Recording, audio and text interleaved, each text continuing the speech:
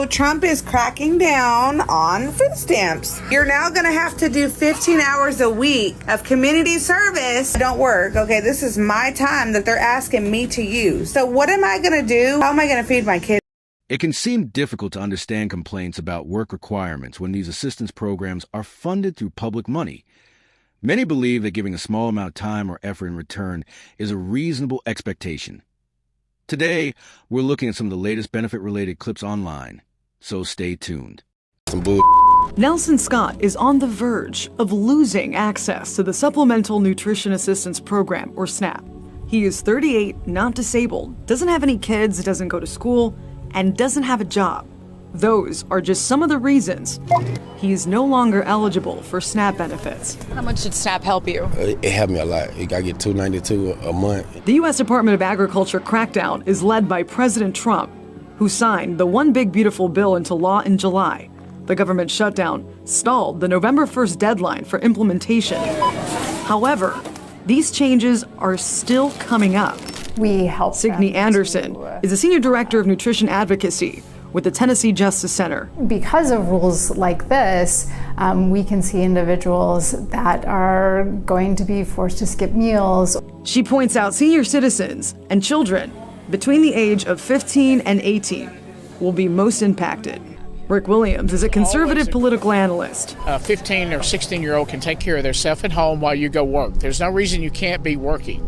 There are plenty of jobs out there. Scott tells me as a convicted felon, getting a job isn't easy. I will get one if y'all give me one. Y'all be felony friendly and hire us. A felony record can make job hunting harder, and that part is true. However, many labor-based industries are still actively hiring because they need workers at SO while the obstacle exists. Some employment options are still available. Trump is supposedly changing the requirements to qualify for EBT, Section 8, and welfare. So if you are on these things or trying to get on these things, Trump is requiring you to work at least 30 hours a week to maintain or qualify for these assistances. This is one of those changes that he's making that I don't think I'm upset with, because a lot of people use these assistances as crutches because they know that they can rely on this and don't have to do anything or do the bare minimum. So he's kind of pulling that crutch away from them and taking that dependency away from them. So I don't think I'm mad with. She believes too many people have become heavily dependent on these assistance services for everyday living. The argument being made is that some individuals may not be putting their full effort to become more self-sufficient, especially when compared to others who are working extensively to support themselves. That viewpoint is what often fuels ongoing debate about personal responsibility and long-term reliance on public aid. If you're on food stamps and you don't have a regular job, they are now forcing you at least 15 hours a week or you lose your food stamps.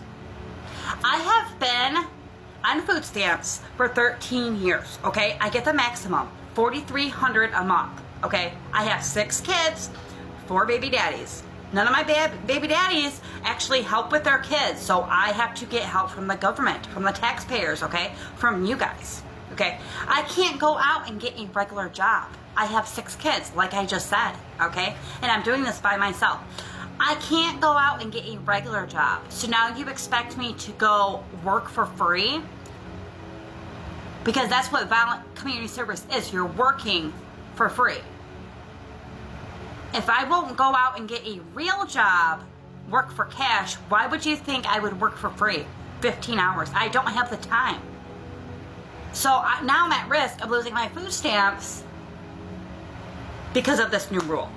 Can somebody explain this to me? Because it makes no sense. Okay, so I just did the math. 4,300 divided by 60 would be the equivalent of $72 an hour. And honestly, if you can't do 15 hours of service for that much food, then I don't know what to tell you. This woman has an interesting take. She's saying that if you must work for EBT, you'll get the slave experience. People gonna get real mad when they realize that they waking up to what slaves woke up to. You ain't pulled your weight in the field today. You might not get no food. Oh, you didn't pull your quota?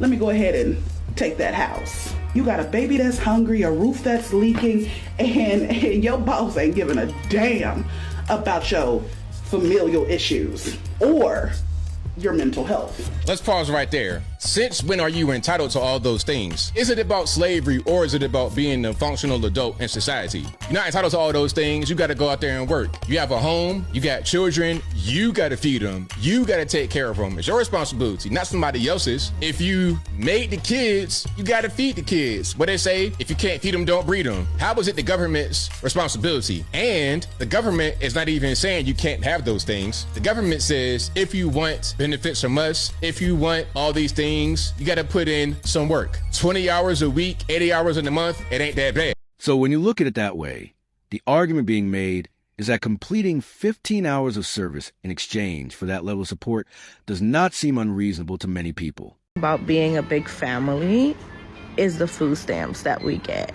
And there's so many people criticizing it. It's so crazy. Like, why would I need to work more for the food stamps that I'm getting? And so many people are criticizing how much I get. Like, you know, I was actually being shorted, and I'm gonna get an increase next month, and I'm pregnant, so that's even more food stamps. So why is there a need for me to work if I can have all the food that I want and stay home? I don't really know what people don't understand about that, but I'm over here enjoying my food stamps and eating my steaks. This man is expressing a viewpoint that many people share about effort and personal responsibility. The idea is that people are not automatically guaranteed every comfort or resource without contributing something toward it.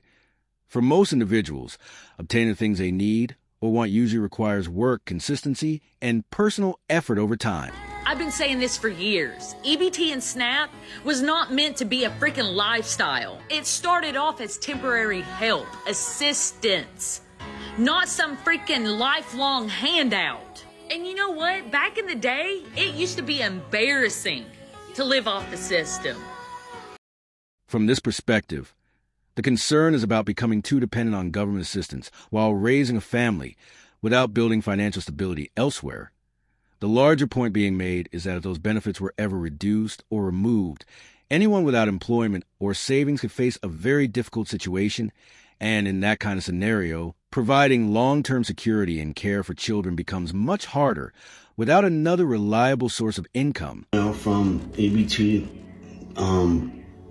I used to get $740 a month for my 2 kids, and we're not getting EBT no more. They took the EBT.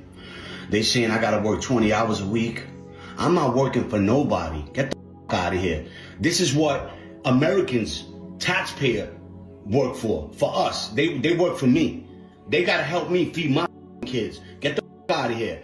You know what I'm saying? Like, don't be quitters now. Y'all been helping us all this time. Now y'all wanna tap out. Get the out of here. I want my EBT, yo. I want my EBT, and I'm not working for nobody. I'm a boss. What the look like working? When the government is here to help. Come on. Y'all send all that money to Iraq, Ukraine, y'all funding all these wars, but when it's time to help the Americans, y'all don't want to help us? I need my Nah, dog. No. See, this is the type of stuff that piss people off. Because social media has allowed us to peek through the window to see how people really are, how they really feel. And I believe that it's a lot of people, maybe not as incendiary, maybe it's not as matter of fact, and is willing to actually tell you what they really believe and how they really feel. But I believe it's a lot of people that think just like him, and they believe that they are supposed to be funded, and that us, you, me, whoever it is that you send this video to, that you guys are supposed to continue to fund their lifestyle because for whatever reason, taxpayers are on the hook and is obligated to ensure that him and his 2 kids that he had, that we had no say-so in, is supposed to be taken care of by the federal government. And then they label themselves as a boss. Man, listen, bro, listen.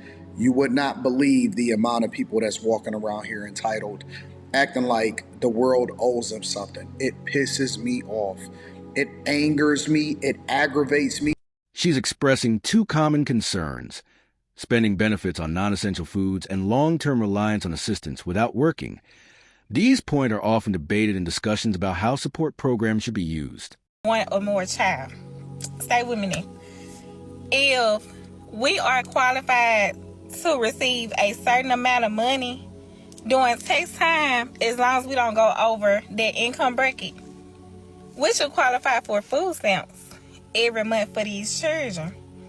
I have 2 boys. Food hate to see them coming. When I say I stay in Walmart, Walmart need to go ahead and sponsor me, because I be up in there every other day. I just made groceries a few days ago. I had to go back to the store today. So all I'm saying is, if we are entitled to claim our children on our income taxes every year so we can receive a little bit of extra money, I need the government to have that same energy, and I need them to give us at least $100 per child. He's questioning the idea of entitlement to basic support without effort or contribution. From his perspective, things like food and shelter are not automatically free in a broader sense. They depend on systems that require work, funding, or participation to sustain. That's why he feels people should still be expected to put in some level of effort or responsibility if they are receiving ongoing support. Can you believe that? I'm going to have to go out here, even though I don't work. Okay, this is my time that they're asking me to use. I'm going to have to go out here and do 15 hours a week to continue to get my $4,200 in food stamps for my 7 kids. Unreal. Like, I have the time in the day to even attend to anything like that, right? And then on top of that, I also heard that if your child is 7 years of age or older, you're not going to receive food stamps anymore. So what am I going to do about all of my kids that are over age 7? How am I going to feed my kids now that it's being taken from me? How? Make it make sense. Her point is being questioned on funding and practicality. Since providing payments for every child will require significant resources, IT also overlooks that parents' financial situations vary widely. And there's still one final clip coming up you won't want to miss. School. The idea being expressed is that doing around 15 hours of community service a week could be a fair way to contribute while receiving support that's framed as a simple way to give back to the community. The video then ends by asking viewers to share their thoughts on EBT benefits.